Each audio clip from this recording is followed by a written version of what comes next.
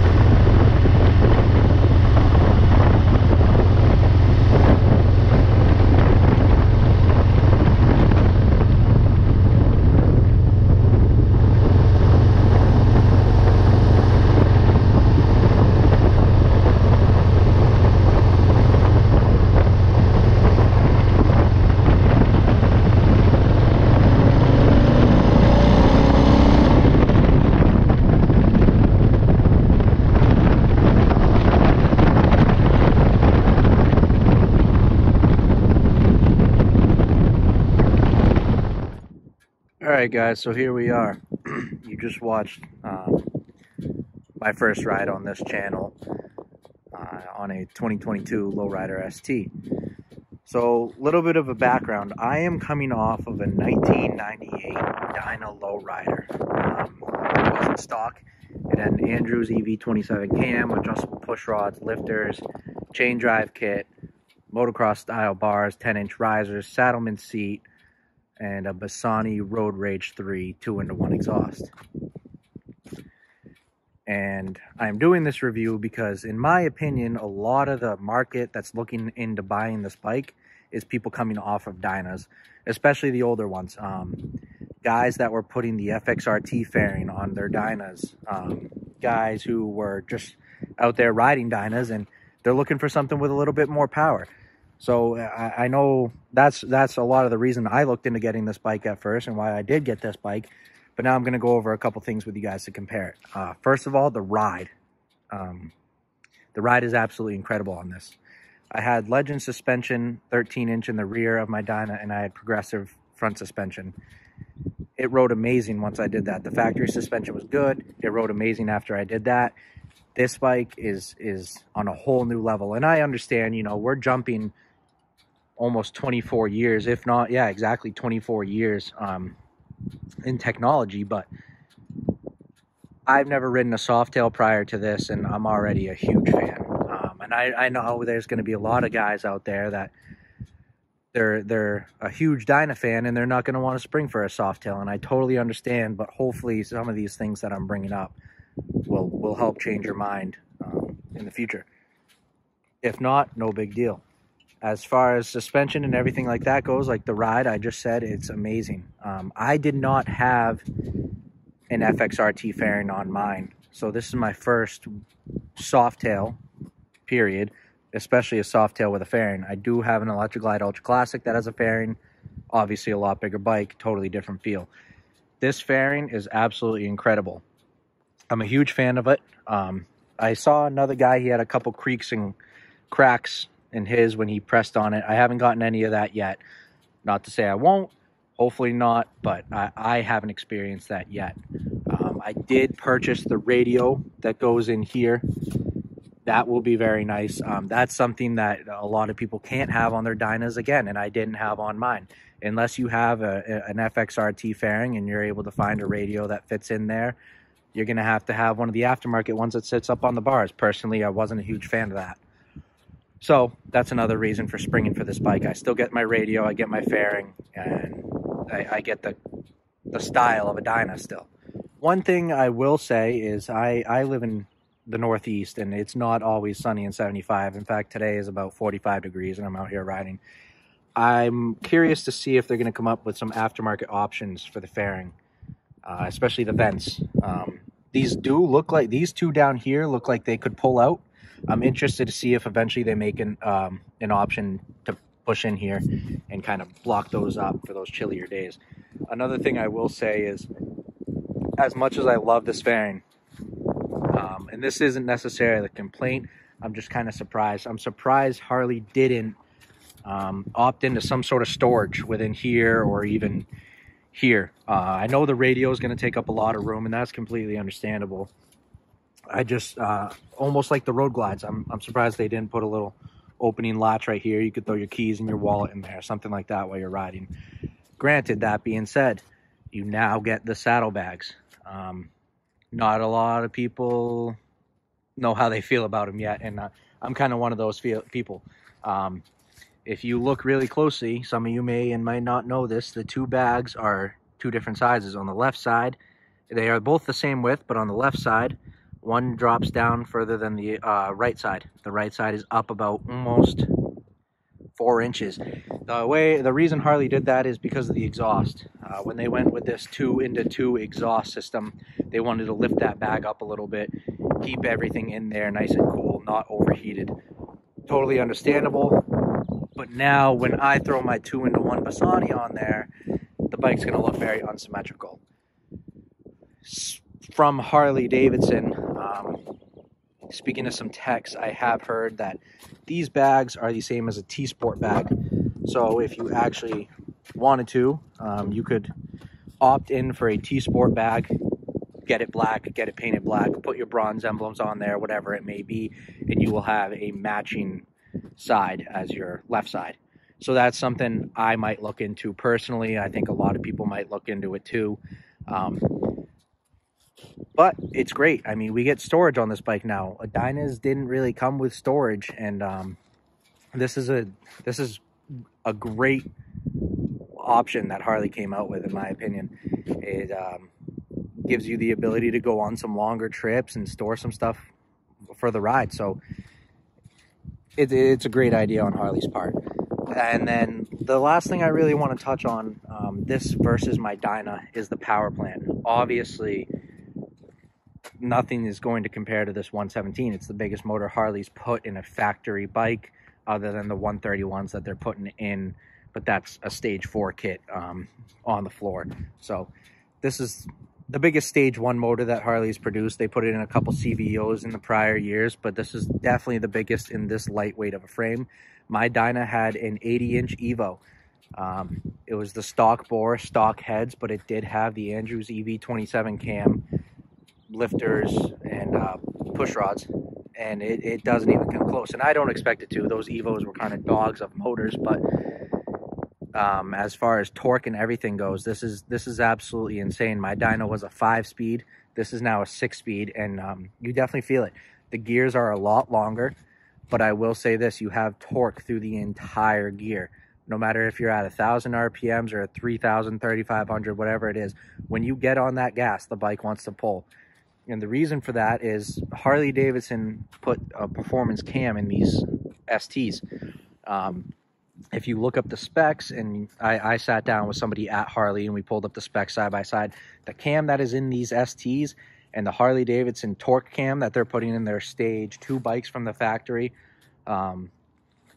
it is almost virtually the same lift, same duration. They are very, very close in specs. So this bike already has a performance cam in it. Not to say that I'm not going to put one in it this winter, because I definitely plan on it. But this is a great cam. It has a lot of power. It has a lot of torque. And I haven't experienced the high-end speed of this thing yet because it's still in break-in period. But I'm sure it has plenty of top end too. So it's definitely a great all-around bike. In my opinion, this beats my Dyna tenfold. Not to say I wouldn't get an older Dyna still, because I absolutely love those bikes. I have a soft spot in my heart for them. I would love to have an FXR eventually. But as far as a newer bike and a new option for that, this is the way to go. A lot nicer ride. You get crazy power. You get the storage. You get the fairing. And I get you can do all that to your Dyna too, but this comes from the factory like this. Guys are spending $4,500 on an FXR T-fairing. It's all in what you want. Like I said, eventually I would love to have an old FXR set up like that, but for right now, I'm looking for the reliability of a newer bike, and this was the way to go for me. Please stay tuned to the channel, guys. I have a lot of stuff going into the bike. I have a set of pipes that are coming for it. Like I said, I'm going to do a cam and everything in there this winter, and I plan on getting it tuned. Just waiting on tune to actually get produced that is consistent for these things. That's why I'm holding off on the 2-in-1 for now. I plan on taking the reflectors off the bike. There's a couple things up here I'm going to change. I'm going to change these chrome to black, because not much else on this bike is chrome. And like I said, there's a few other things that we're going to go over. And if I don't have a video of me working on the bike, I'm going to have at least one video of me riding the bike a week. I plan to have 2. I plan on uploading every Friday and Monday. But if I do not get enough content to upload something on Monday, it'll be Friday, and it'll be a good size upload. So make sure you guys stay tuned to the channel, subscribe, like, and comment down below for something that you would like to see. And if you guys have any questions about this ST, please feel free to let me know. We'll be sure to get back to you. Now, enjoy the ride back.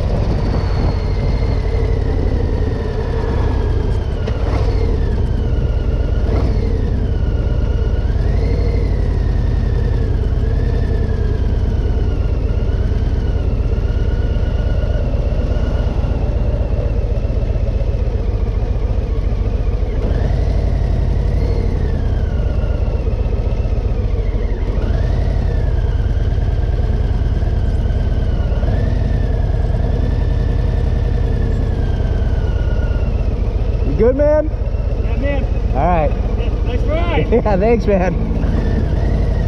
You sure you don't need anything? I'm sure, dude. I'm just learning. All right, perfect. I appreciate it. Yep.